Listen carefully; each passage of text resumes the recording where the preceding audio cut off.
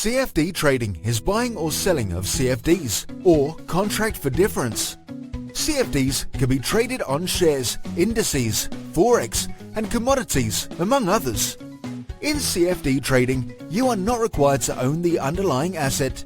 When you trade CFDs, you agree to exchange the difference in the price of an asset from the point when a contract is opened to when it is closed. The interesting point to understand here is that since you are not going to own the asset, you can make a profit from an increase as well as a decrease in marketplace. Here's how it works. Each contract has a buy and sell price. Sell price is slightly lower than the current market price, while buy price is slightly higher.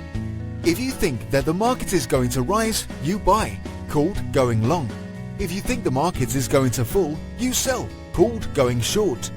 If you predicted the direction of movement of the market correctly, you generate a profit. If the market moves in the opposite direction, you incur a loss.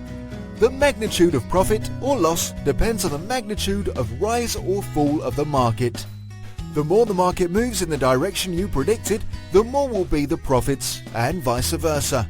CFDs are traded in leverage, and that means you only need a small deposit to gain full market exposure. You are only required to put in 20% of the total value.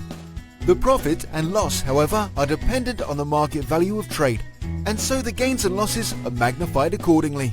So, while trading CFDs, ensure that you manage the risk accordingly.